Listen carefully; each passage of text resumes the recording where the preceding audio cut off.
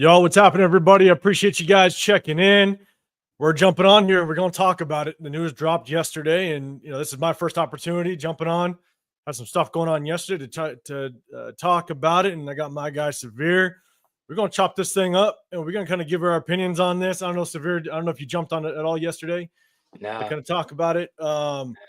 And so, man, I got a lot to say about it. I got a lot to talk about it. I have a lot of opinions as it relates to it, and we're gonna chop it up. We're gonna see how you feel on it. We definitely gonna air this out a little bit, but I definitely appreciate you joining me and locking up with me to kind of break this thing down. But I definitely appreciate everybody in the chat starting to pop in. And so I'm gonna say what's up to you guys in just a second.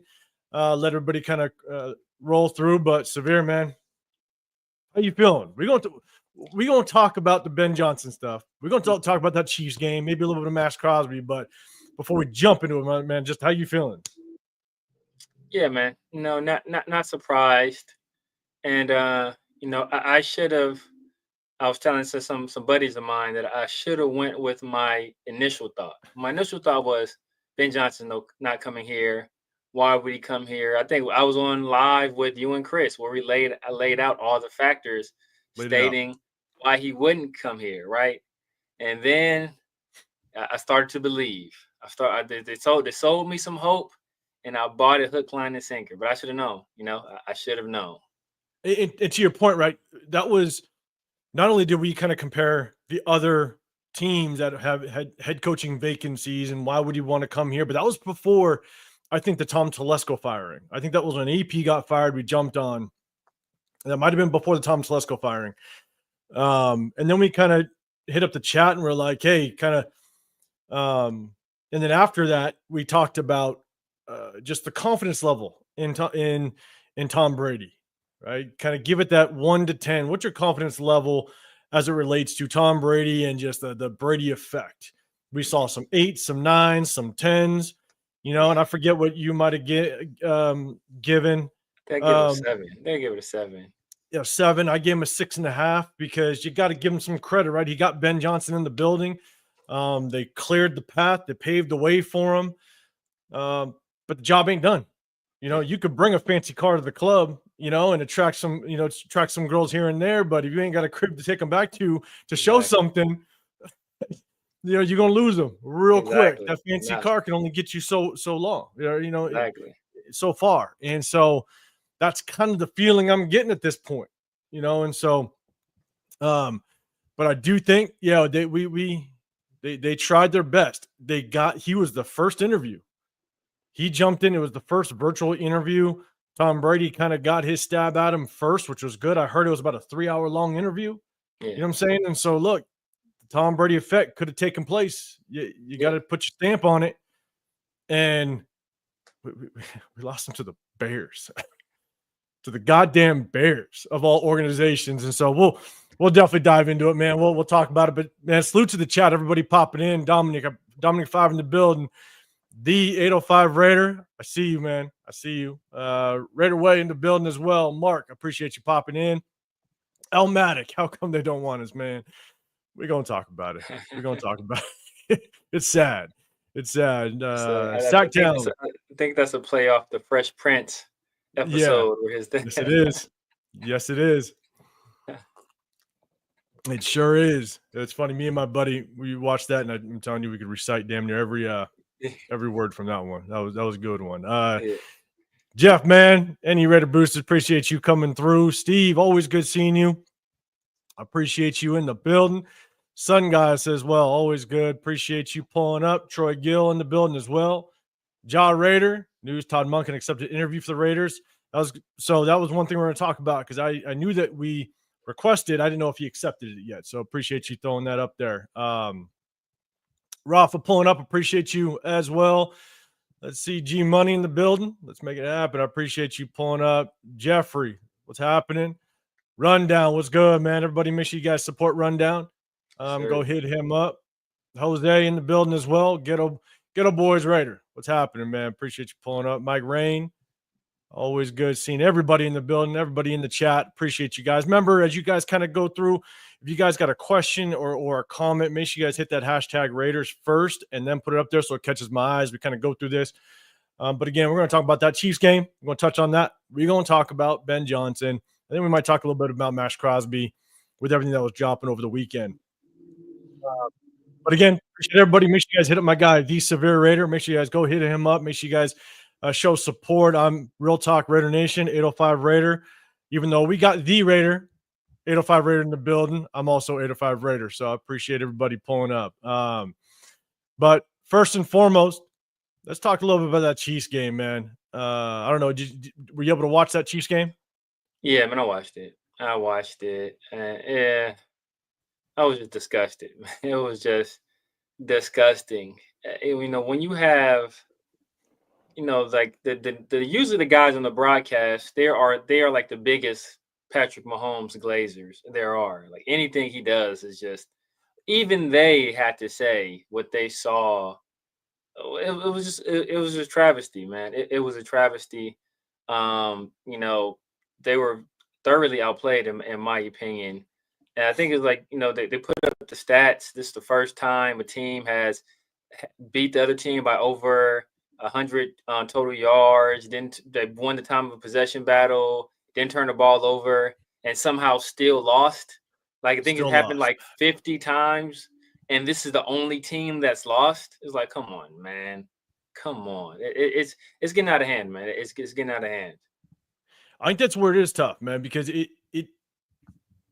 you've seen it in the past with these Chiefs games, right? Where they favor the Chiefs, like they favor Mahomes for the most part, whether it be the no calls on the false starts by the offensive tackles and stuff like that. But Yes.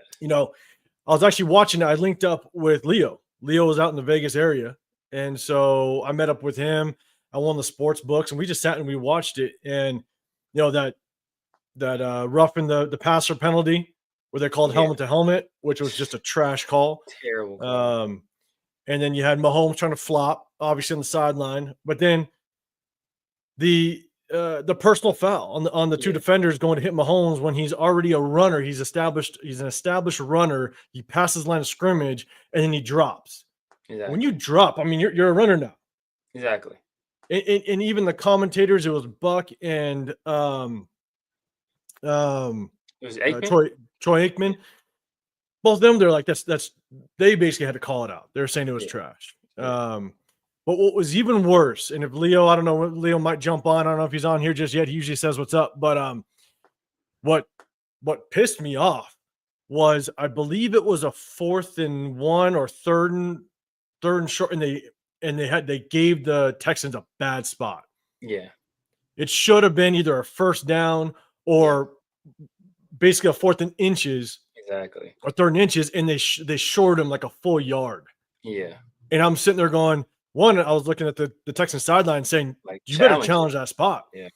And then when they didn't challenge the spot, I was like, you better not get a penalty, because you get a penalty, it's going to knock you back 5 yards, and then you ain't going to go for it.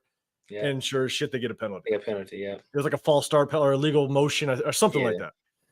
And I was like, God damn it. And those refs shorted him the yard, And so, yeah, man, to me, it's becoming so blatant at this point that the league's going to have to do something. They won't, but they got to do something, man. So that was trash, but your guy, Jayden Daniels, pulling it off, man. That's impressive. Yeah. That's impressive. Yeah, man. If you look at what he's done, he's been the best player. If you just, remove the names, remove the career stats, remove all the previous accolades, just look at what guys have done in these playoffs. There hasn't been anybody that's played better than Jayden Daniels. Not one single person. As a rookie, right? The team, I think they've punted one time. They have 0 turnovers. They've out of all their he's went over 300 yards each of his playoff games, both on the road, both against division winners, and beat both of them, both against experienced quarterbacks for our first overall picks at that, right? Baker was number Yeah. one overall pick. Jared Goff was number one overall pick, both against guys with defensive, minded head coaches. Now that we're hearing about Aaron Glenn is going to be a head coach soon, so he's a guy that's a very capable defensive coach. He's going to be a head coach. Todd Bowles, a defensive-minded head coach, is known to give rookies fits, and he just went out there and just cool as a cucumber. Was that cooler than the other side of the pillow? Just goes out there, handles his business, like, and like, I was telling somebody, man, I wish I knew what that felt like. Like, I wish I knew what that felt like. To just like no matter what, just be like, oh man, like Jayden gonna get it done. He's gonna get it. They have supreme confidence that he's gonna make it happen, man. I've never felt that since Rich Gannon.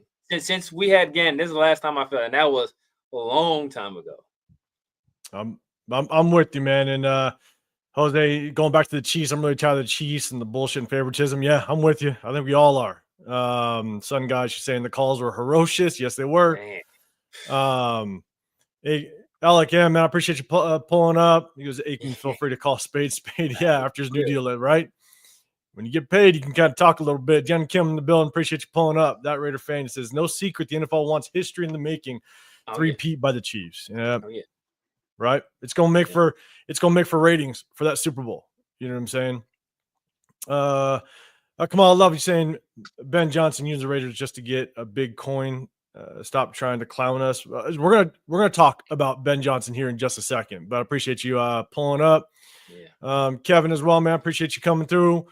Let's see, we got George in the building. I appreciate everybody. Arne Garza, good seeing you. SoCal, appreciate you pulling up, man. The Raider fan also. Cool, Kev. Always good, man. Leaky T. Yeah, Leaky. I want to make sure I pronounce that right. But Leaky T, I appreciate you pulling up as well. And Coach DC in the building. Always good seeing you, man. As I kind of roll through, man, I'm gonna keep saying what's up to people as I see you. But I appreciate everybody in the chat. Make sure you hit that hashtag Raiders as we kind of go through this, so it does catch my eye and I can pull it up. If you guys got something to either a question for us or if you have something to respond to in the topic we're talking about. Sean Johnson, you're saying it's crazy. Jayden Daniels beat Philly this Sunday. It's crazy. Jayden Daniels beats Philly this Sunday. He'll be the first rookie quarterback to be a starting quarterback in the Super Bowl. Yeah, it is. Yeah, it is 100%. That actually is crazy. So, Miguel, man, I appreciate you pulling up. Good seeing you. So he's beat him once already. I mean, yeah. Jalen Hurts went down in that game, but he beat them once already. Put up 5 touchdowns that game, as a matter of fact. And I mean, you're right, man. You're basically saying, like, he is as cool, calm, and collected as they do get. Actually, I mean, the amount of times that they have shown him on the sideline just sitting there, and either their field goal kicker makes it, or he's just waiting for the defense to get a stop, and he just kind of gets up and goes, "All right, cool, on to the next one." I mean, he's as cool, calm, and collected as they get. Coach DC, you're saying Jayden was AP's guy in Kingsbury. Damn shame. He was. Yeah. And he was. And here, the only thing I'll say to that, which is so tough because, I'm sure there was a ton of teams that wanted him. You just can't get up and get him. And I'll give AP credit to where, yes, he most likely wanted him. And yes, Kingsbury was in the building. But man, I guarantee you there was a ton of teams that wanted him, but Washington's not going to get off that spot, unfortunately. Yeah. You know what I'm saying? And so it's tough. Taddy 707, you're saying after missing on Johnson, I think we should go get an established head coach. Carroll and McCarthy are the top option. All right, so we're going to jump into it. We're going to start talking about this. But first, before we start talking into other coaches, let's talk about just the Ben Johnson thing, right? And Severe, we're talking just before we got on, and I was off doing some other stuff, and I finally got the update later in the day, and I was like, I wasn't necessarily pissed that we didn't get him because, like you were saying before, when we first started the live, right? Like we went through it. We said, look, what does this organization have that others don't, right? We compared the organizations. The only thing, in my opinion, I think you agree, correct me if I'm wrong, but what they did was they got rid of Tom Telesco to wipe the slate clean and say, look, we're clearing house and we're rolling out the red carpet. all the reports came out and said that Ben Johnson was the guy. And the one way that Tom Brady, now Ben Johnson can end up being a bust. We don't know this. It's always a risk going after a brand new head coach. It's always a risk, but he was the hot commodity. He was the top guy. And it was reported he was the top guy on the Raiders list. And here's my thing is, Tom Brady wiped out that front office to be like, look, I'm running the show now. Then if you're running the show and you're going to be the great one and you're going to be the guy that's going to change this organization, and Ben Johnson was the top on your list, you failed miserably. Your first task was to go get the guy that you wanted. You wiped it all clean and you failed miserably. And now we could go potentially get Pete Carroll. Pete Carroll might have wanted that Bears job first. We might be the sloppy seconds that Pete Carroll kind of just is like, oh, okay, yeah, I guess I'll go there because I got nowhere else to go.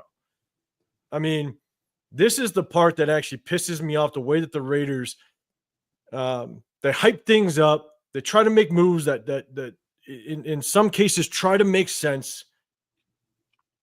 And Tom Brady, that shiny object, that $100,000 car that you pulled up to the club to make everything look nice, but then you had a shitty ass crib to go back to, and you lost that girl, right? Like, that's the thing.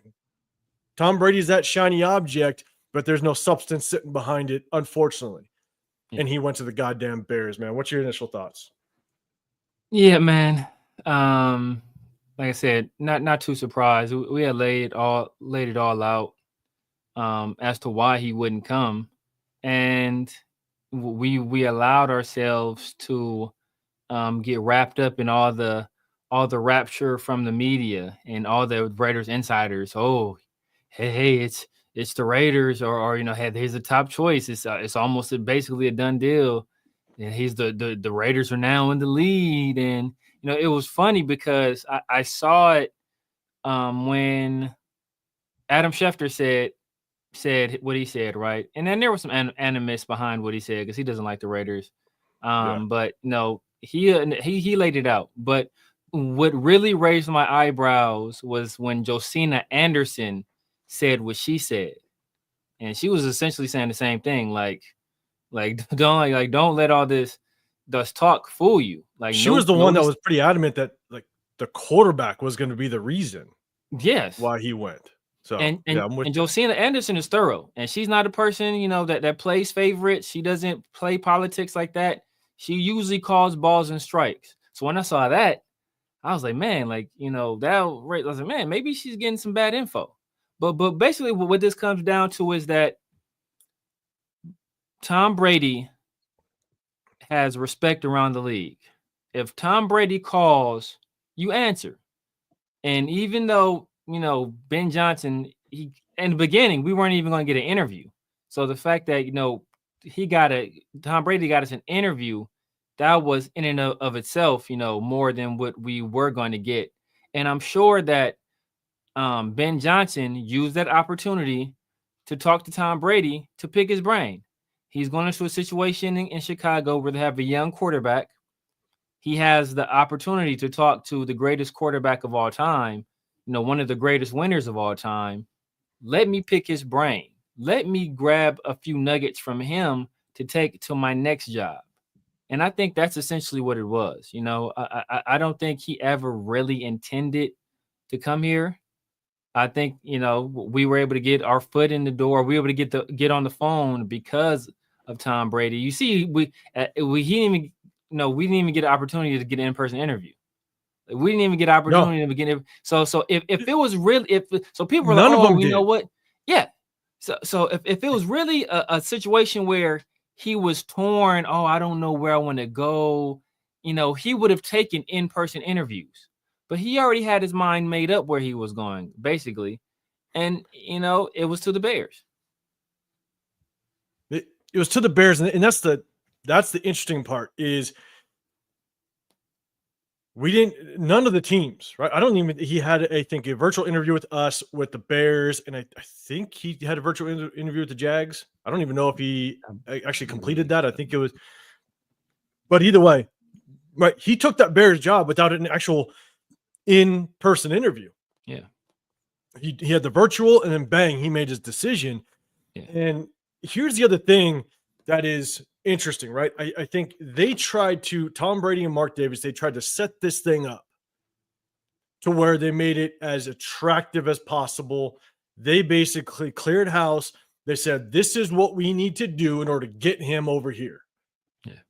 The Bears are like, no, screw you. We're keeping Brian Poles. Like we're you ain't gonna get full control. Yeah. You know what I'm saying? Like, we're gonna keep our GM. We're gonna continue to roll with what we got. You got Caleb Williams. They got their shiny object of Caleb Williams. Yeah. And at the end of the day, he picked the Bears organization, which does not have a good track record at all as an organization. And I'm a firm believer that some organizations stay bad because their front office continues to make bad decisions. And we see it from us year over year over year over year. You know, that's kind of why I said everybody was on Caleb Williams about being this stud quarterback, the next coming to Patrick Mahomes and all that. I said, okay, he's got the recipe to do that, but he needs to go to the right organization in order to find it. It's like if Tom Brady went to the Cleveland Browns, would he be Tom Brady? No. It's all about all the pieces have to come into place. All the pieces have to align properly, whether it be ownership. Look at the Commanders. Yes. Brand new ownership, brand new GM, brand new head coach. They basically flipped that thing around, did a complete 180, and they're going to find themselves potentially playing, for a championship. Like that's what they are. They're looking at it. Exactly. Right. And so I'm a firm believer that organizations can turn things around, but if they continue to make the same mistakes over and over and over again, they're going to be bad organizations. That's why, good luck to Ben Johnson. He goes over there, and the thing is, you're entering into a bad organization that has a bad history. Good luck. They might ruin your shot. I'm not saying we would have made it better for him because we got our own history. Yeah. But, Tom Brady and Mark Davis, they tried to wipe it clean and said, this is what we need to do to get him in. And they failed. They read it completely wrong. And that tells me, yeah, you're right. Tom Brady got an interview just because he's Tom Brady, but that's as far as it got. Yeah. And so to me, I'm pissed. I'm pissed off because Tom Brady was that shiny object that everybody thought was going to turn this thing around. And again, not to say that he won't. There's still options out there. We could still kind of right this ship, but it was no secret that Ben was their top prospect and you couldn't land him. So you failed in that aspect. Yeah. It's reported that we offered 6 years, $90 million, $15 million a year. Yeah. But as I said, what good is $15 million a year if you're going to get fired, 24, 25 games into a 6-year contract and never have an opportunity to really not only get your franchise quarterback, but mold your franchise quarterback, right? Like we don't have a positive track record. Even the Chicago Bears gave Eberflus 2 full years and then half of another year. Let him go through 3 offensive coordinators. Let him pass on Bryce Young and CJ Stroud, and then let him draft Caleb Williams, right? And they gave him chance after chance after chance. So at least they're showing like, hey, you know what? They're going to give the guy an opportunity, at least 2 full seasons. We haven't given any coach that since Gruden. And that's that's not a good look. And people didn't think it would have any ramifications. Well, welcome to ramifications. Yeah, no, exactly. And Sean Johnson, you're saying I think Ben Johnson, his agents knew it was Chicago. Someone played the credible high sources in our beat writers. So that is the crazy part, is maybe someone did play it in a certain way because it was everybody. Yeah. You even had Pac-Man Jones going on what's his face? Pat McAfee show him being like, credible sources are saying it's Ben Johnson's Raiders. Credible source. I mean, I think he was saying it the morning that the news dropped. Yeah. And so it's like it is weird, but at the end of the day, that just kind of goes to show. And this is why when we kind of did our ratings, or just how much of it is how confident are we in this Tom Brady effect. I was on the live with you, and I think Chris was on this at the time. I'm sitting there going, I'm giving it a 6.5 because cool, you got the interview, but you better close it. It ain't done until it's done. Yeah. And so, that's why for myself, I typically will jump on lives with you and I'll do some videos, but I was like, I'm not doing a video that it's set in stone, because unless he's in the building and he signs on that dotted line, I ain't believing a goddamn thing with this Raider team, because in this front office, because we've been screwed too many times in the past. And once again, we get screwed. So, and again, even if you wanted Pete Carroll or didn't like Ben Johnson, biggest thing is that was the Raiders' top pick. That was Mark Davis and Tom Brady's top pick. Exactly. And you didn't catch him, and you lost them to the Bears. It's embarrassing. So I'm easy. I appreciate you pulling up, man. Great for showing the building as well, man. I appreciate you. Yeah, we just along for the ride. That's really what it is.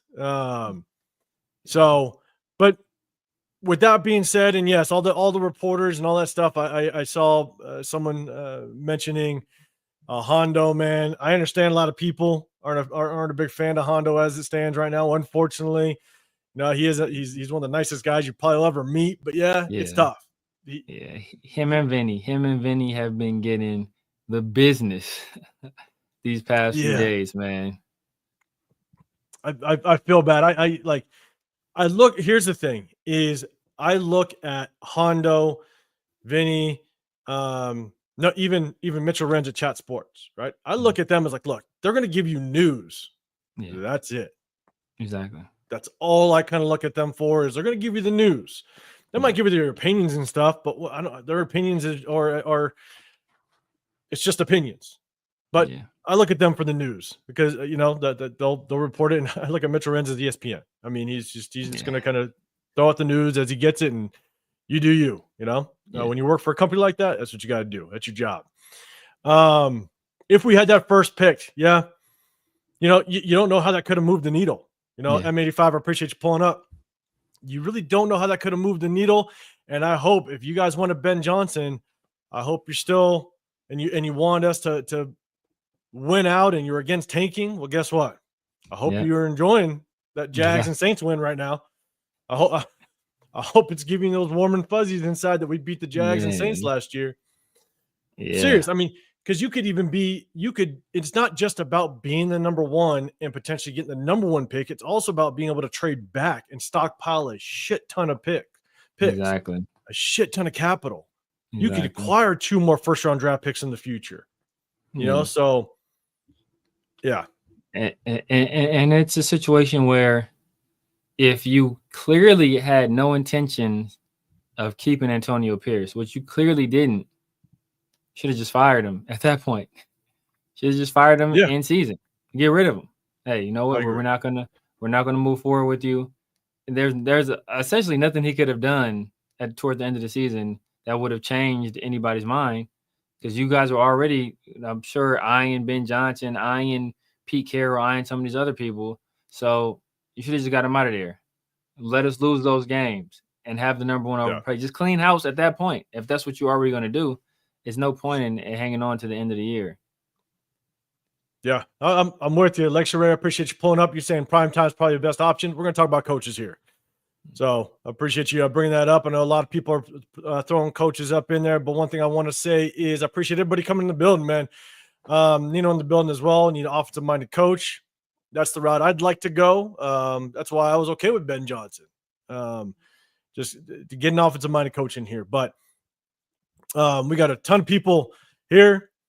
Darth Vader, what's happening, man? Appreciate you pulling up as well. Make sure you guys hit that hashtag Raiders, and then any questions or comments that you got, it'll catch my eye. Jason Downs in the building.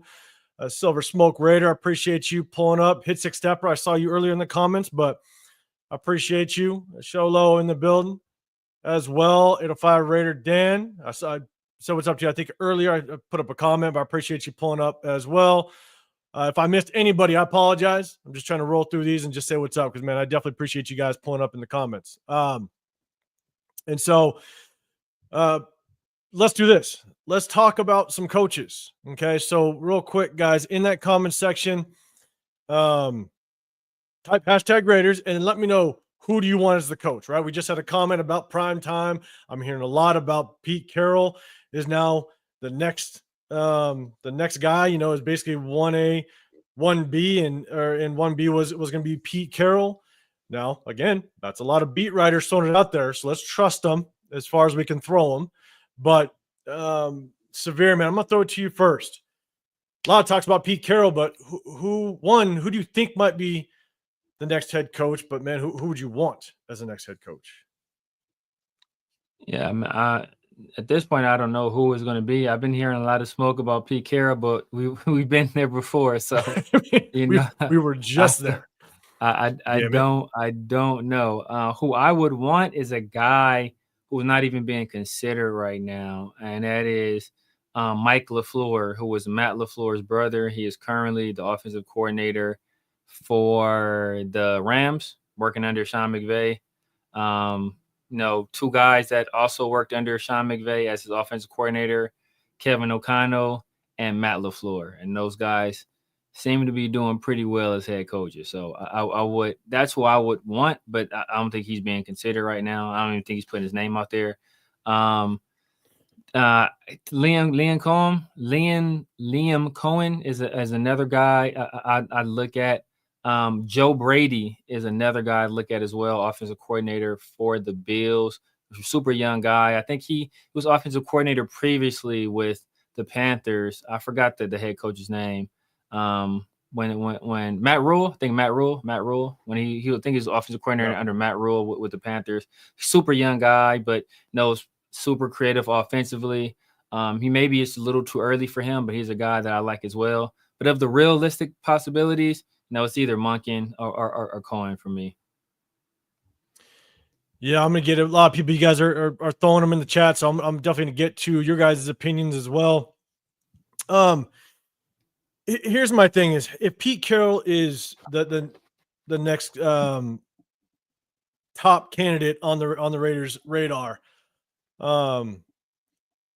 here's the pros and cons, right? And I think the pros and cons are very clear. The pros is that obviously won a Super Bowl. He's got the history. He understands he can come in and he can kind of get this thing rolling fairly quickly. But just know, I don't know if you can cure what we got overnight, right? And so it's going to take a little bit, especially given the quarterback situation. You got to figure that thing out. I think he can develop a good coaching staff. You think about just some names. Robert Saleh could potentially be a DC. You got Doug Peterson. If he doesn't land a head coaching job, he could be an OC. So I think there's a good chance that he can build a good coaching staff. Problem is that I think it's going to take more than 2, maybe 3 years to fully turn this thing around. And by the time he maybe gets us kind of over that hump and we're almost there, is he gone? And now does he have to move on? And now we're back into this head coaching cycle. I mean, he could be prepping somebody, but at the same time, let's take a look at his coaching tree. I'm not too wild about his coaching tree. No. I mean, everybody talks about his coaching tree, and I'm sitting there going, some of the names, like I think Canales was under him, the Panthers head coach. Maybe at one. Oh, he was. I know he worked with for sure at SC. Because he worked. Canales is a local guy. Well, he's from like SoCal. I know he coached at El Camino. I think he coached with Pete Carroll at SC. I don't remember. Did he go work with them with the Seahawks as well? I don't know. When I looked up his coaching tree, it had his name underneath it, Dave Canales. Okay. Yeah, I know for sure he was with them at SC. I don't remember if with the Seahawks or not. And I mean, you got names like Gus Bradley. Okay, I mean, not that big of a name. He had a bad stint over the Jags, and he's been an okay DC. Yes, he was part of that Legion of Boom, but you also have a defensive-minded head coach in Pete Carroll to kind of help develop that. Yeah, and so, it's not like he has this extensive coaching tree that all of a sudden we think he's going to develop coaches. But at the same time, you're only going to have 2 years to develop a coach, maybe 3 tops. He's 73 years old. Andy Reid's 66 years old. We don't know how long Andy Reid has left. Maybe he's got 5 years left, maybe 6 years left. Yeah. He wouldn't even be Pete Carroll's age in 5-6 years. No. It's just like, I understand that, yes, he can maybe prep somebody, but you want coaches to be able to prep guys for not just 1 or 2 years. You want to be able to prep them and be able to be that successor. Maybe they're under them for 3-4 years, maybe even 5 years. Yeah. I just don't know if Pete Carroll, I just don't like that part of it. Yeah. We've been bad for so long. We need someone that's going to be able to kind of right this ship and stay with us and build something consistently, not step in for a couple of years and then I'm too old and I'm out. Yeah. That's the part that I have a lot of concerns with. And so we're going to keep talking about this, but Rick L, you're saying Mike McCarthy. It is an interesting name. I'll be honest. Everybody wants to talk crap about what he did with the Cowboys, but he had a ton of winning seasons. He had a winning season, I believe, through COVID. You had Dak Prescott go down 2 of those years. He actually had them fairly competitive at the end of this year when Dak Prescott was out with Cooper Rush. I mean, lot remains to be known whether it was truly his issue or was it Jerry Jones. And history would tell us Jerry Jones might have been part of those issues over there. Yeah. Right away, you got Monken. I do like Monken as well. Edward Garcia, get out of here. Get the man. Don't do that. 805 Raider Dan, you're saying, yeah, don't mind Pete Carroll. I'm with you. Liam Cohen from a Mo Parmaniac. That's definitely a hot name, but I don't think we brought him in for an interview just yet, but I'm sure so. I'm sure it'll happen if Spytech does become the GM. ME's, you're saying hell no to Sala and hell no to Spagnuolo. Spagnuolo is one guy. It would be the only guy that I would entertain. Again, probably 4th or 5th on my list, but I would definitely entertain it just because of the knowledge he has of Andy Reid. Because that's the guy we got to beat. Cool, Kev, man. You're saying McCarthy's a late sleeper pick? Yeah, possibly. Yeah. Arnie Garza, Pete Carroll, head coach Shane Waldron as the OC, Gus Bradley as DC. Severe, I'll let you take that one on your thoughts. Putting the band back together. Basically, putting the band back together. Shane Waldron just is fresh off getting fired. Gus Bradley is fresh off getting fired, and Pete Carroll is 137 years old. Like what? Like, just retread central. Retread. Like, let these guys take a year off. Like McCarthy's fresh off getting fired. Like, let these guys get some time. Let these guys get some time to collect their thoughts. Like, it's like, when you break up, they tell you don't jump right back into another relationship. If you get fired, you're in being the head coach of a franchise, that's essentially a relationship. You shouldn't rush and jump right back into another relationship. You should take some time, collect yourself, do some PDR, right? Plan, do, review. You did the planning, you did the do. Now, hey, let me take a look back at this past year or my past tenure. What did I do wrong? Where can I go, in a different direction? What were my blind spots? Like, if you only have, a few months, like that's a few months is not enough time to do a comprehensive enough, look back at all your time. Take some time away. Get free and clear, and then take another job. We see what happened. I mean, Tom Telesco, he had a pretty good draft, but he just got fired. We caught him off a rebound. Yep. And the only thing I'll say, and I agree with you, but I don't want Gus Bradley. Do not bring Gus Bradley in this building again. I could not stand his just cover 3. His most conservative defensive play call I've ever seen in my life. Yeah. Couldn't do it. Space Beast, man, I appreciate you bring the Monk to the Sin City. I mean, I wouldn't be mad at it. You got to give a guy a shot that has that much experience as it relates to head coaching. Actually, I'm going to go DL Tibbs saying Monk as OC. Georgia was Zamir and Bowers are there. I feel you. Yeah. Spagnuolo for head coach. I'm telling you, he's not top of my list, but man, if we got to get some veterans in, I wouldn't be mad at it. Wouldn't be happy, but wouldn't be mad at it. Let's see. Let's keep raw. I just want to make sure. Let's see. Cool. I think everybody, Arnie, say Kingsbury, Joe Bradley interview, both of them. You can bring them in an interview. At this point, gates open. Yeah. You know what I'm saying? Gate is open. LS fired Telesco for nothing. Yeah, Man, for nothing. that's what we just said before the show, man. We just said that before the show. Yeah, Nothing. absolutely nothing. Raider High in the building. I appreciate you. Pete Carroll enough. And man, I'll tell you right now, yes, he is. And the thing is, could you imagine? You see it all the time on the sideline. Could you imagine if a player takes him out? Oh, He's gonna be too old to move out the way. Someone takes him out, gone, done. My God. I don't want to put that on him, but super Omnicron the bill. I appreciate you. I see Ken Norton Jr. I hope you didn't hear Ken Norton Jr. Oh my goodness. Don't do it. Don't do it. Appreciate everybody joining in, letting us know. Let me see. We also got. Let me get down to. Hey, if he wants to coach our linebackers, I'll take that. If he wants to coach our backers. Oh, I'll let him coach our backers. He ain't being our DC though. Yeah, exactly. LS man, I appreciate the super chat. Saying talking about succession plans already is crazy. Yes. That should be enough of a red flag to steer clear. Death taxes and Raiders chasing scraps. Man. And you're perfectly right, because that's the other downside. And I think I've said it a couple times on the lives. It's like you're already planning your exit strategy before you even got the job, which is crazy to me. Exactly. That's crazy. What makes you think that is the right go-to? That tells me that you basically, I mean, you missed out on Ben Johnson, and now it's like you're settling. That's what that tells me. Is you're kind of settling because you have no future with this person. Yeah. He's not going to, there's a good chance he ain't taking to you unless he wraps this thing around in the first year or two, which you can't bank on that at all. Yeah. Mad Dog Raider, what's up, man? I appreciate you pulling up. What are the thoughts on pairing Jan Spytek and Pete Carroll? OC Byron Leftwich, DC Chris Richard, and Ken Norton. Just look at the all connections there.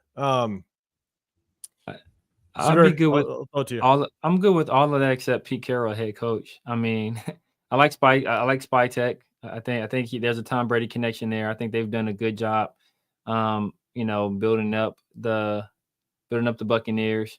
Byron Leftwich. I think he did a pretty good job himself with Buccaneers. I see there was that connection there. Spytek.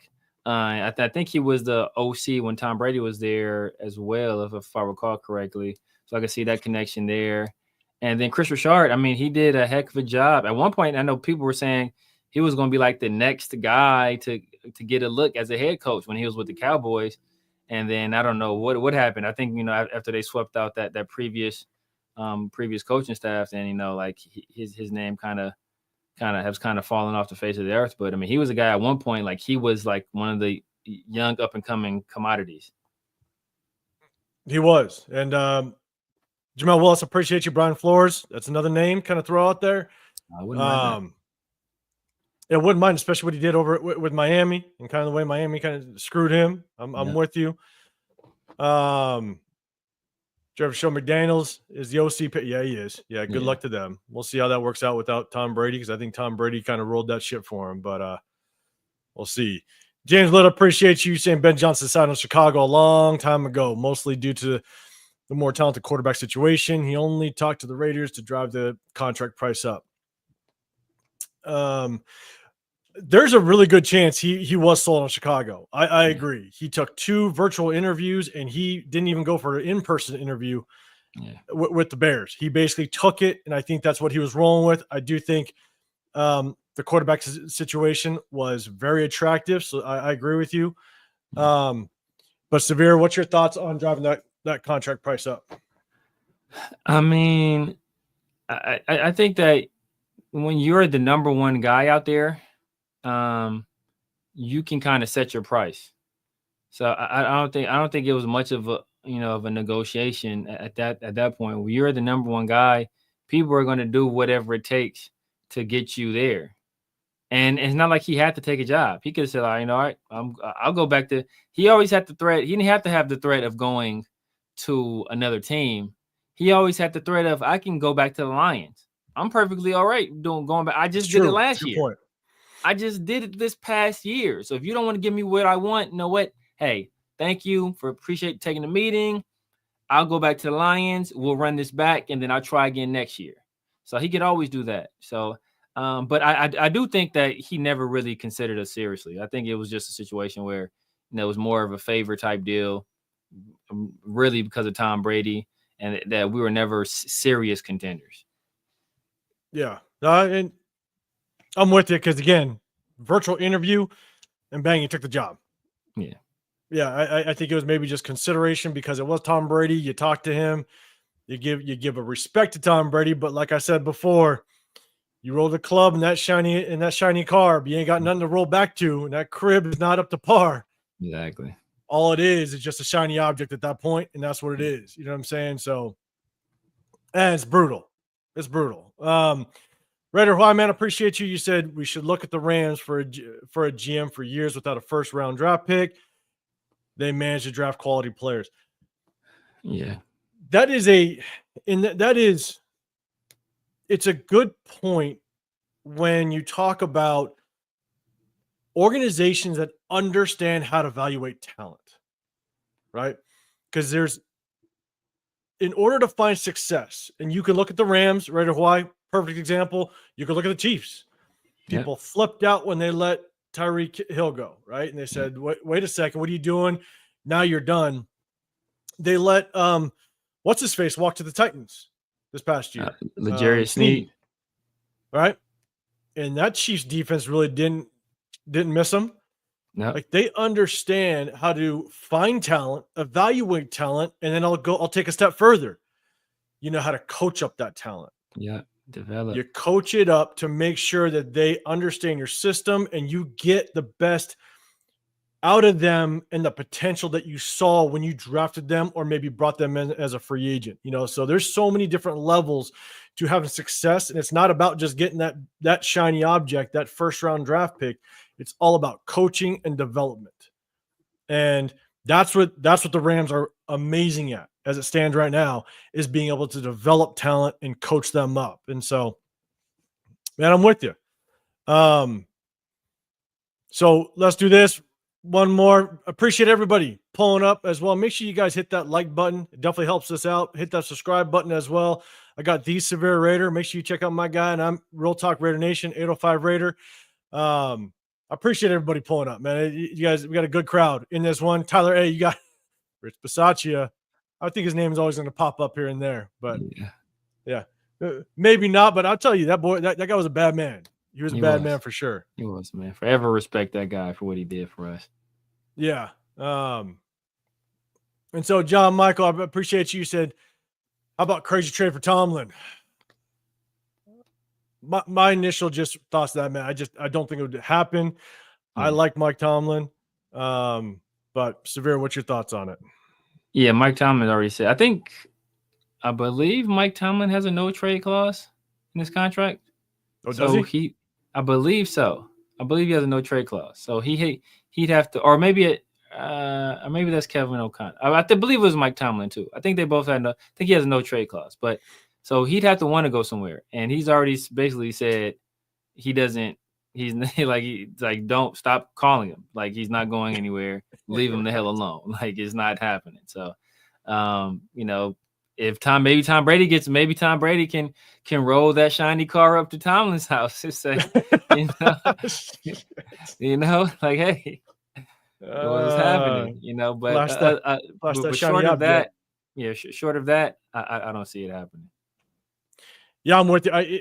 I don't either. Even though I like Mike Tomlin, like, you want to talk about a culture changer, he can change that culture, and he's got so much pull and respect amongst the league. He could create a damn good coaching staff, and he'll be here in order to kind of reap the rewards of what he can develop here. But yeah, I just don't know if the Steelers are going to jump off of him. It just ain't going to happen. Unless I appreciate you, I could get behind Carroll as head coach. Rob Leonard as DC. Yeah, Leonard gets to learn from Pete and potentially take over later on. There's a lot of talks about Rob Leonard still being in the building because I think that he was given an interview opportunity and the Raiders didn't allow him to go and accept that interview. And so I think that means there's a good chance. There's a good chance that we might see Robert Leonard remain in this building depending on who comes in, which would be good, man, because he developed some damn good defensive linemen. So he did. But the thing about that is that in my opinion, that's a pretty scummy move by the Raiders, because if he has the opportunity to go somewhere else and they really want him, previous years we've allowed our assistant, once we fire the head coach is gone, we've allowed our assistants to take interviews elsewhere, whether they were under contract or not. I think Rob Leonard is still under contract. It was part of the reason why now it makes a lot of sense. Patrick Graham said, "No, what? I'm good on a contract extension." And now he's free to interview wherever he wants to. I think he just did a second interview, I believe, with the Jaguars. But the fact that somebody reached out and wanted Robbie Leonard and we said no, when for all intents and purposes, the next head coach can come in and say, "Hey, man, you appreciate your services. I got my own guys coming in. You're no longer needed." And now it's a game of musical chairs, and he's stuck standing up because all of these slots have been filled.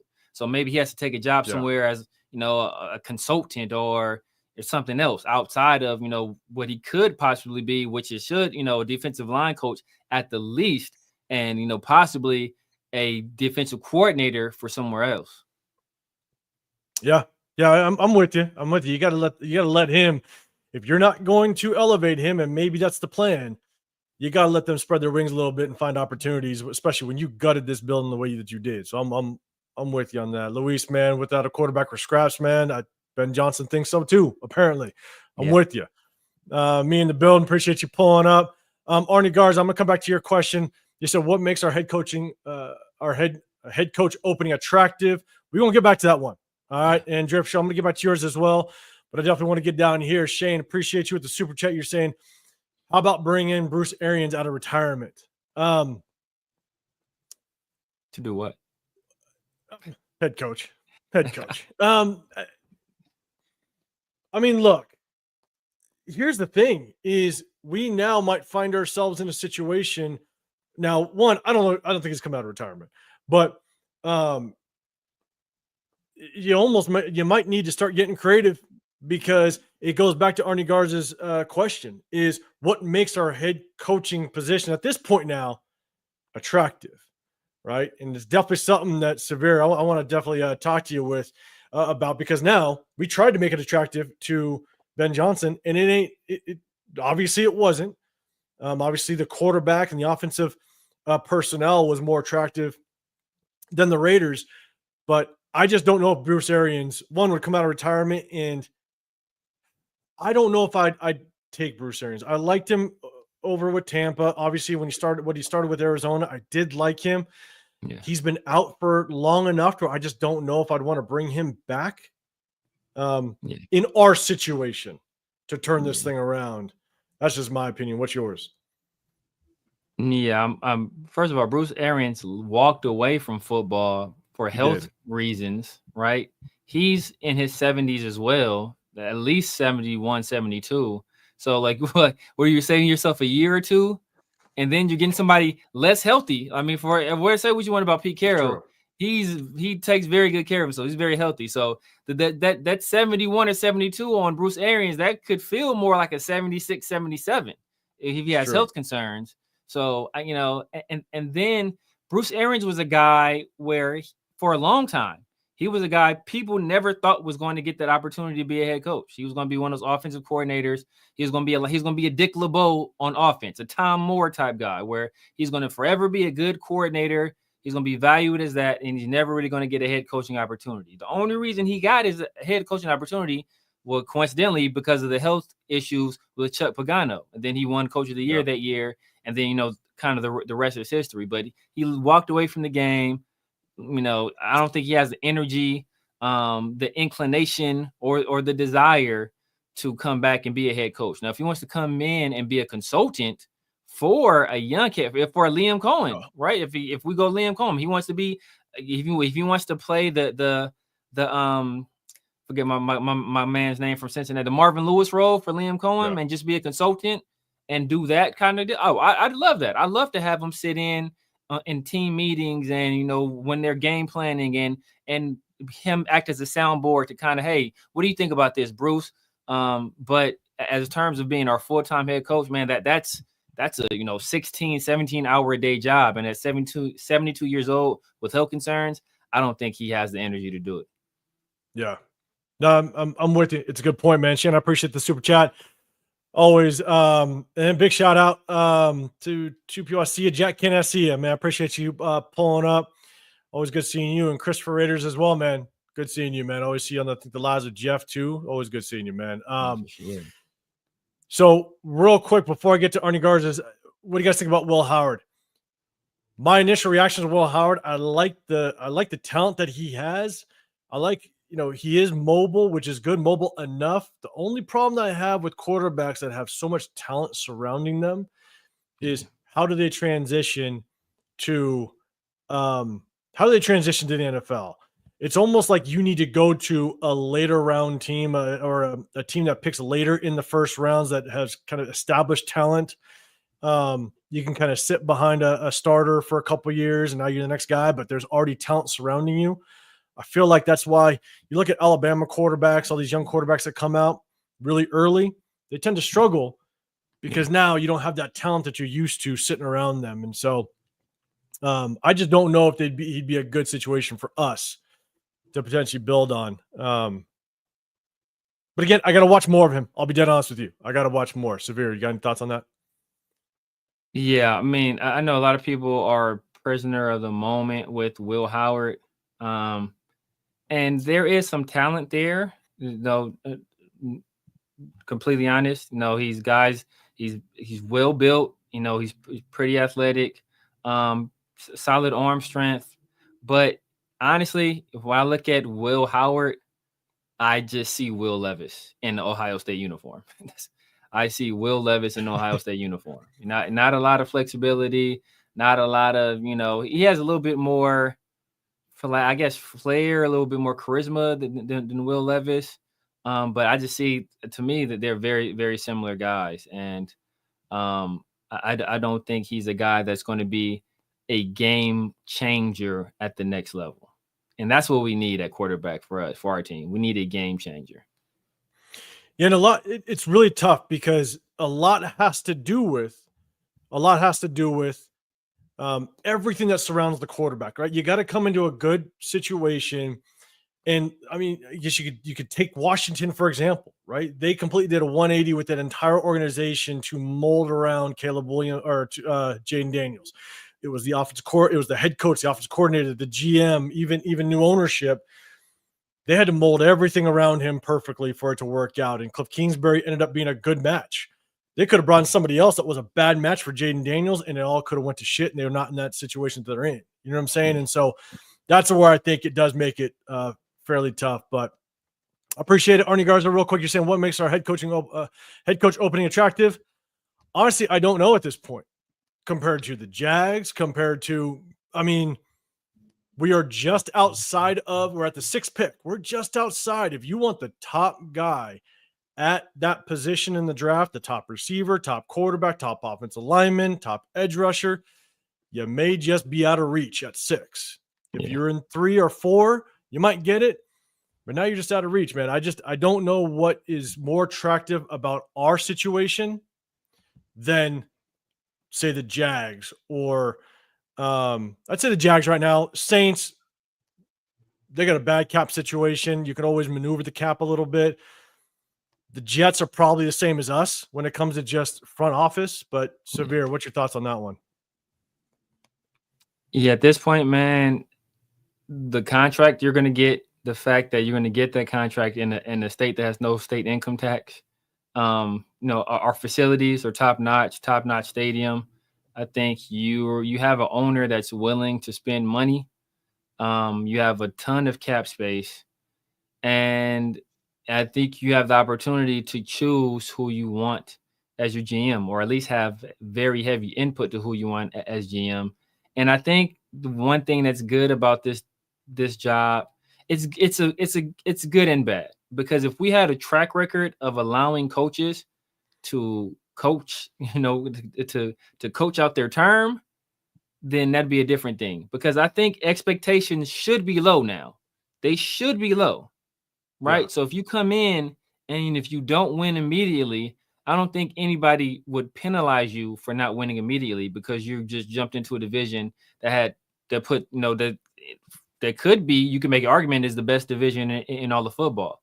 So I think the expectations should be low, But knowing Raider fans, they're not going to be low. No, they're going to expect this guy to come in and win 12 games, 10 games, like out the gate with no quarterback. Like we always, we put high expectations. If guys don't win, no matter how dire the situation looks, we want them gone. Like this ain't like perfect example, Antonio Pierce. All the adversity that he faced this year, and all the people that were just chanting AP and buying black Air Forces and putting up the Raiders with the Antonio Pierce signing, all the people, those same people, as soon as he didn't win immediately, they turned their back on him immediately. Right. So so it's not this. I mean, this is what we said before. There were several jobs that were more attractive than this job. And now you add the fact that the Cowboys fired Mike McCarthy. They're still more attractive than us. So like we're only ahead of the Saints and the Jets, really. And in the Jets, I think they're locking up Aaron Glenn. And that's basically been the rumor since that opening became available, that Aaron Glenn and them were a perfect match. He was drafted to them, I think in like 94, 95, played, I think his first 4 years for them there, so I think that's pretty much a lot. So the only coaching position that's worse than ours is the Saints. And, like, so we're going to get the leftovers essentially. And that's, we're at a point right now, I think, that as much as we want to get a coach in quickly, right? You want to be able to get a coach and establish it. Obviously, they have to do their homework. I think there's more, obviously more candidates. Liam Cohen should come in and definitely get an interview. Monken, I think, is scheduled or has accepted an interview to come in. And so they're now starting to do their due diligence. And they've already interviewed coaches, but here's the thing is now you got other guys out there. Aaron Glenn, I think, is more or less tied in with that Jets job. I think he's going in for the second interview. Yeah, that's happening. Yeah. The only thing we might get lucky is because I think Aaron Glenn is probably going to the Jets.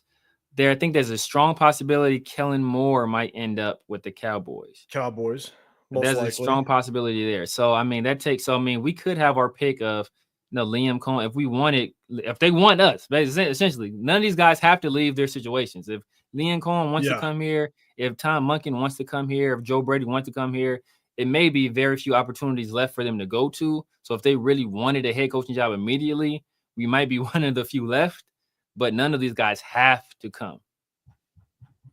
You're right. And now we're at a position to where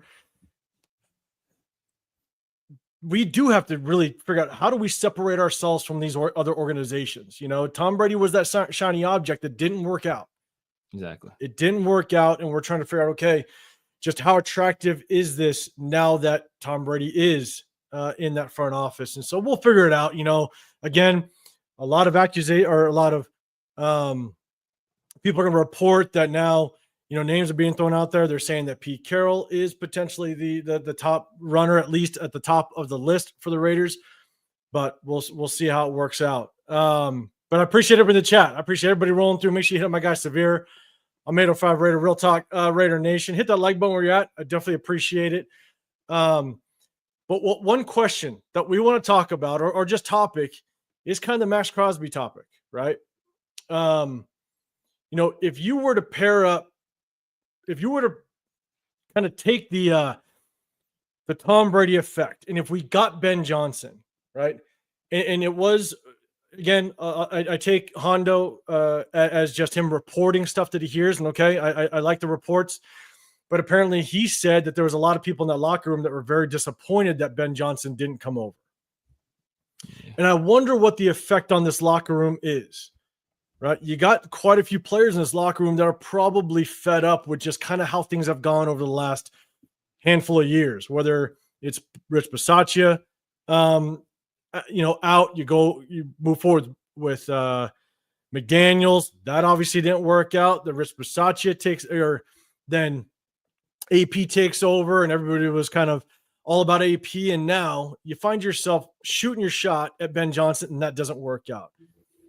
Then you got Max Crosby going on NFL Network. I believe he was on during on NFL Network or the morning NFL shows, kind of talking about, we'll see kind of how it works out. He didn't seem very enthusiastic about what his future was.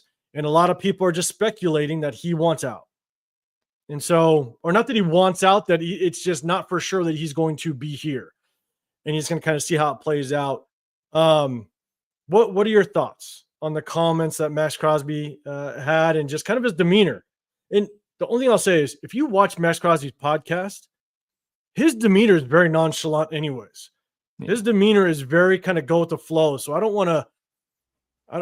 want to over speculate just based on his personality. His personality seems just pretty low key and laid back on his podcast. And so, but what's your initial thoughts on Max Crosby? In chat, let me know. What are your thoughts on Max Crosby? Do you think we should trade him?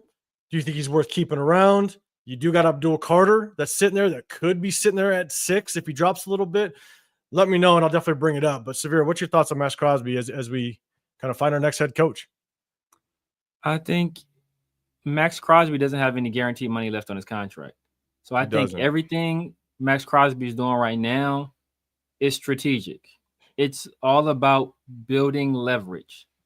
And, I think he understands the position he's in. He understands he plays the game of football, and he plays a very violent position where, you can very easily get hurt. And I think he wants some protection there. So I think he wants an extension or to rework his contract to get some guaranteed money there. And so it doesn't surprise me that he's using the media to kind of let the Raiders know, like, hey, I'm not really happy with what you're doing right now. So then they in turn may be forced to say, you know what, maybe we should go and take care of Max and rework his contract. You also think about it like this. Max was very good friends with Josh Jacobs. Josh Jacobs was just in the playoffs. Yeah. Max came in, with Pharaoh. They were salt and pepper. Remember? Salt and pepper was a combo. And where's Pharaoh right now? NFC Championship game. He was good friends with Amik. Where was Amik? The divisional round of the playoffs. Where was Keyshawn Nixon? Playoffs. All these guys that, he played with, that he knows, and I'm sure they have group chats and they hang out together and all that stuff. All these guys, they're going to the playoffs. All these teams are having success. I'm sure Max wants to experience that. He's a guy that he's not showing up at the facility 6 a.m. every day, leaving at 5 p.m., to be mediocre, to miss the playoffs, to be an average team. I'm sure he wants to taste that.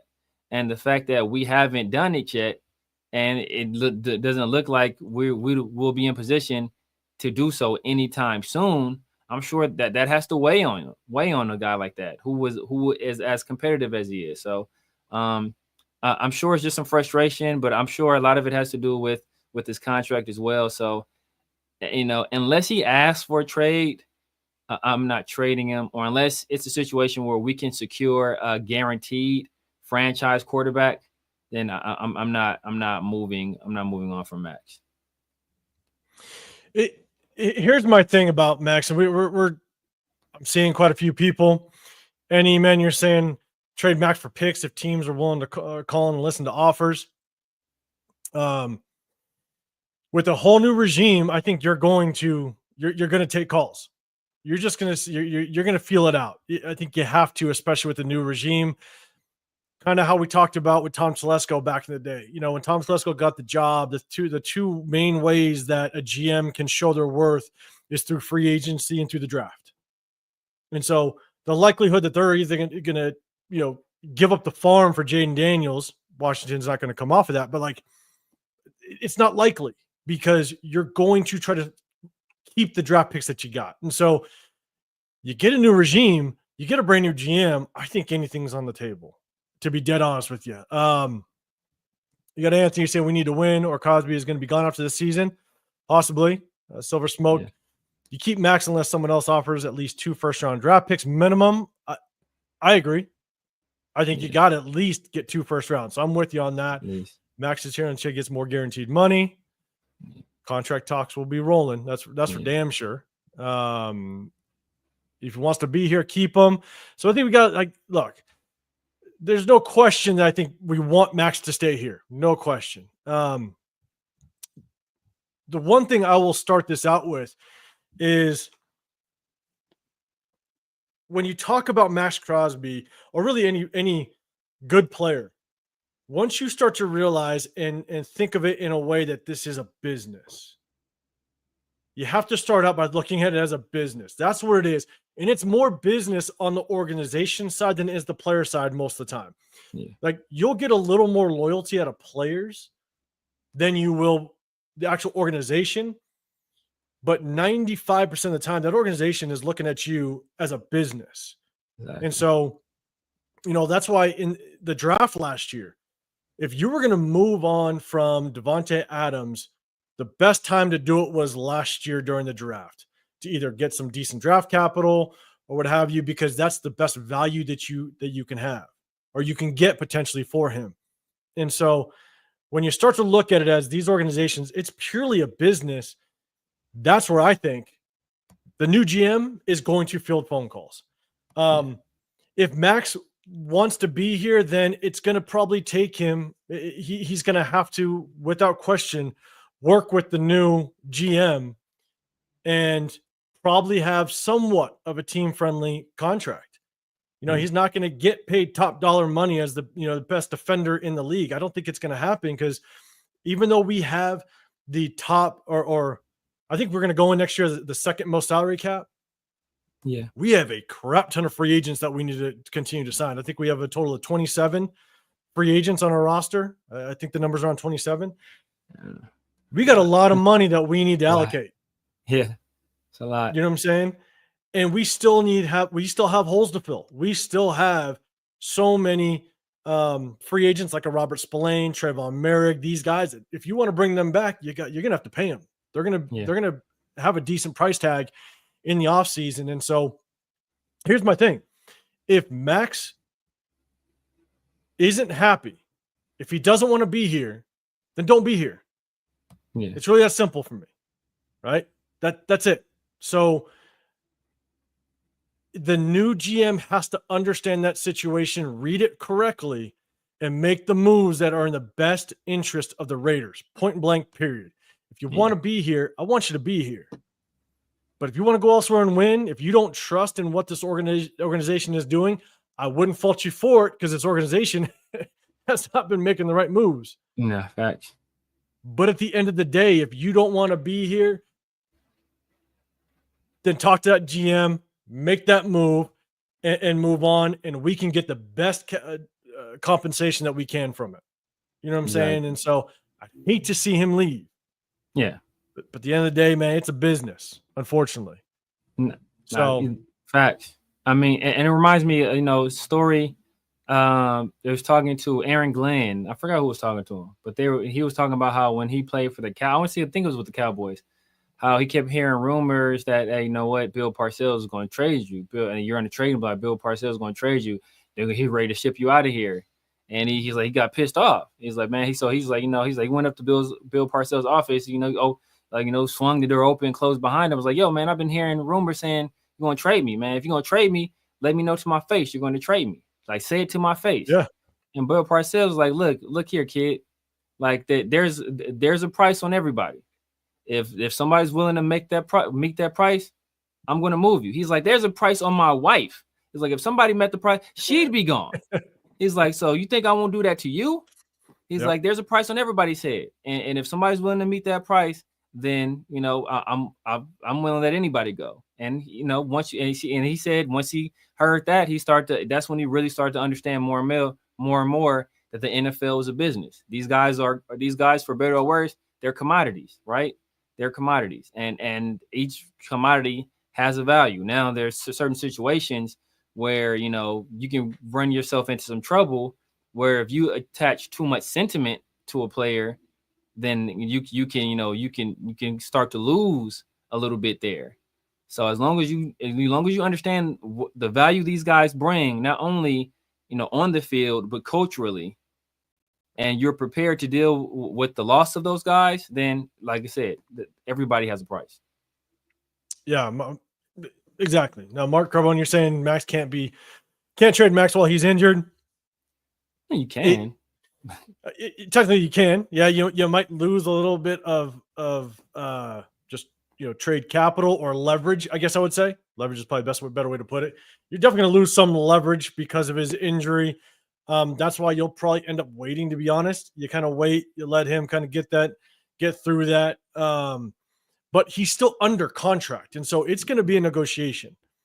I don't know how it'll play out, but at the end of the day, that's the thing, man. If you're not happy and you want out, then move on. And I would say if you move on, that probably without question changes our draft strategy. If you lose Max, Malcolm Kuntz walks. Kayvon Chasen was really our only edge rusher last year. That you got Charles Snowden, but he undrafted free agent, did extremely well as an undrafted free agent, but still undrafted free agent. Not a guy that you're going to rely on as a starter going into next season. I think the argument for Abdul Carter shoots out the roof. And so if we move on from Max Crosby, man, not going to lie, and I don't know exactly what the dead cap money looks like. If anything, he doesn't have any more guaranteed, so it really shouldn't have a massive impact. But if you're going to move on, clock's ticking because draft is about to show up, and you better make a move before that draft. Because I'll tell you, man, that Abdul Carter kid, he's the real deal. Yeah, he's legit. And so you move on from Max, you better find his replacement, and no better way to do it is get a damn good potential edge rusher in the draft under a rookie contract. Yeah. So, Jeff, man, you're saying fans get too attached to players and don't like hearing them leave or want them to leave. How can you expect players to stay when we're so dysfunctional as a team? I'm with you like that.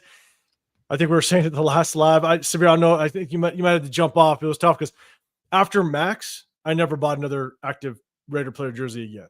Yeah. I wait till they're gone. I wait till they're retired. I wait till I haven't bought a Max jersey. My girls still have their old jerseys. I buy them shirts now. I don't buy them player jerseys anymore because I'm like, look, like the way that the league is now, there's no loyalty whatsoever. It is now a business. That's simple. And so you get some throwbacks now, man. Those old school. I'm telling you, I still bring out my my Asamoah jersey. Oh yeah. And you're saying last jersey I bought was Robert Gallery. Yeah, that's I don't know. That's a tough jersey. I don't know if I'd still have that hanging in the closet. You know what I'm saying? Like that was a tough one. But yeah, man. Dominic 5, you're saying, got to buy throwbacks. That's all I do now. That's all I do now. So, but it's tough. We are now back to the drawing board when it comes to head coaches. We got names coming in. We got interviews being confirmed.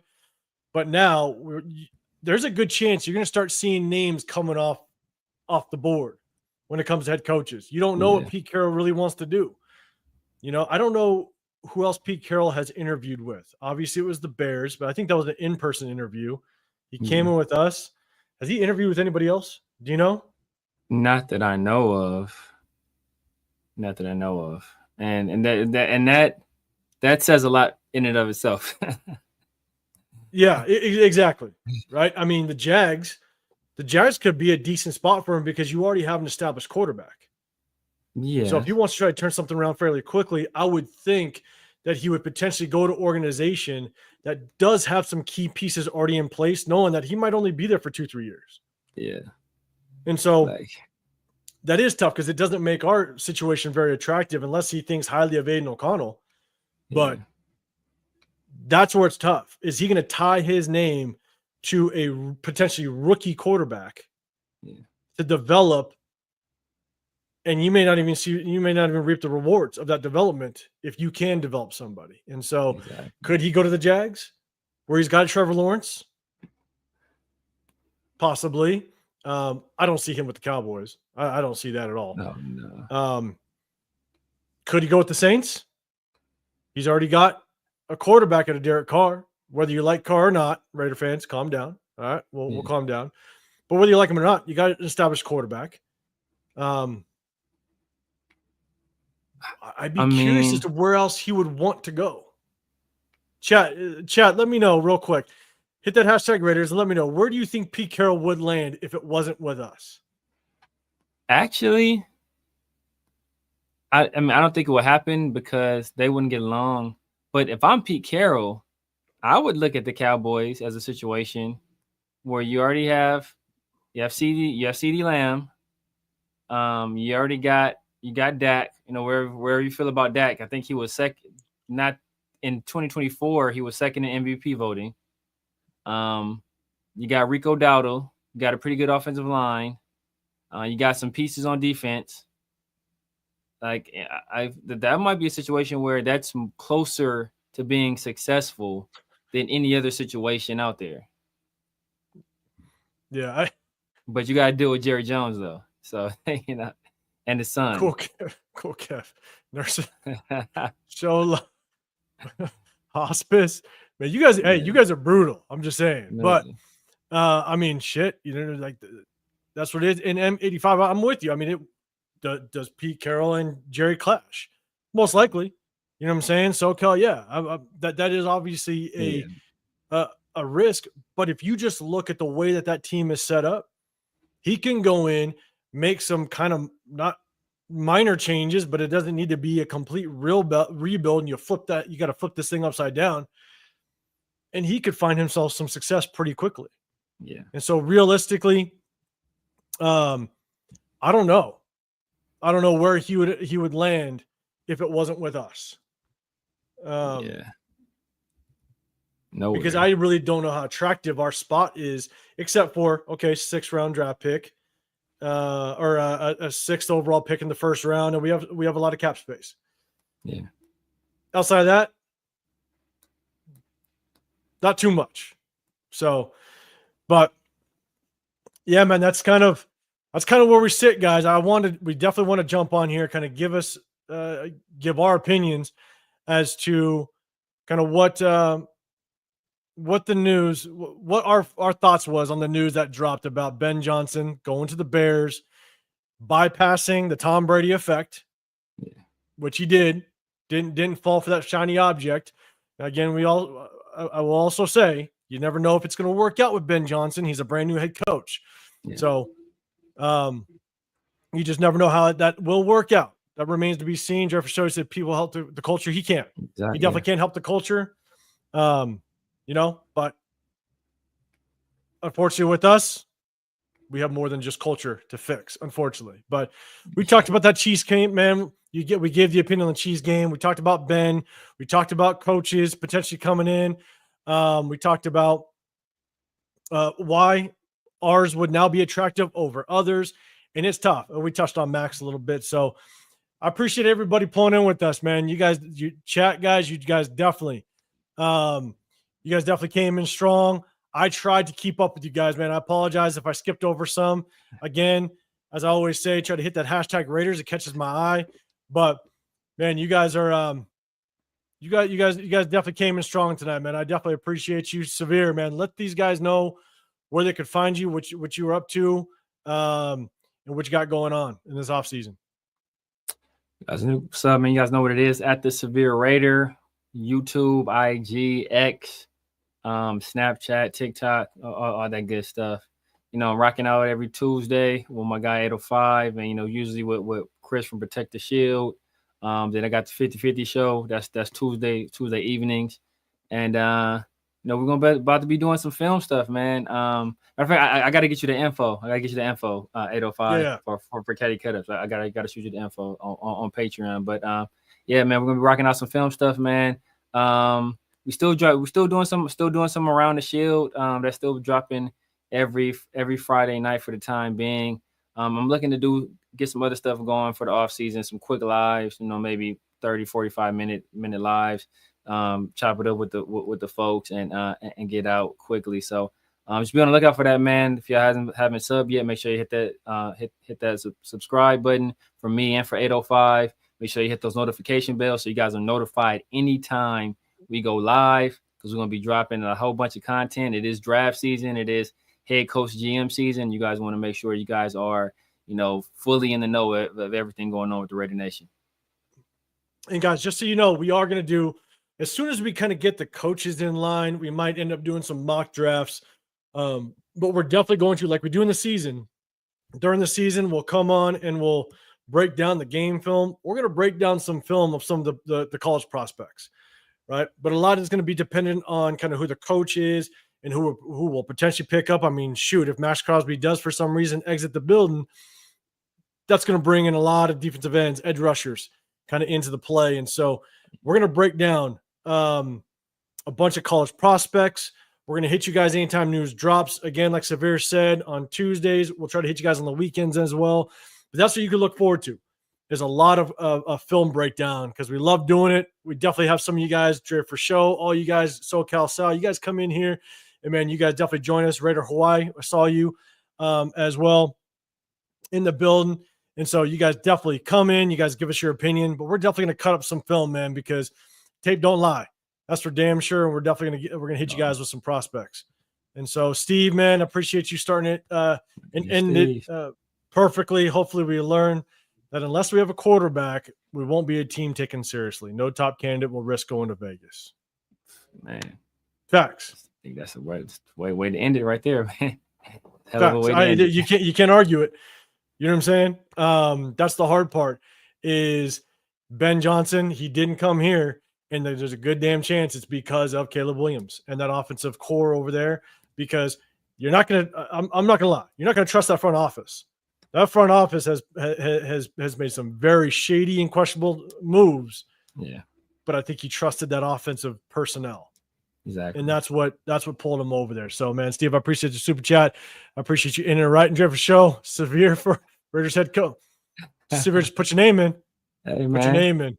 I'm bringing 805 in my DC, man. Bring 805 I mean, I won't say no to that paycheck. 805 is my DC, man. Let's do it. I'll take a quarter of it. I'll take a quarter of that paycheck. That's for damn sure. So we'll put that hashtag Severe for head coach, man, and we'll make it happen. Yeah. So, no, man, I appreciate Truth. Well, we see you, man. Good seeing you in here as well. But again, I appreciate everybody. Make sure on your way out, hit that like button, subscribe, turn on those notifications so you do know when we go live. We'll hit you guys anytime news drops. But at the same time, we'll definitely gonna hit you guys mock drafts, break down some prospects, and we'll definitely talk about some upcoming prospects and match them up with the potential coaches that enter in the building. So again, appreciate you guys. Me, Dre, Steve, the super chat. Appreciate you. Cool, Kevin, the building. All you guys, appreciate you pulling up. We'll see you guys on the next one. You guys have a great evening. We're out.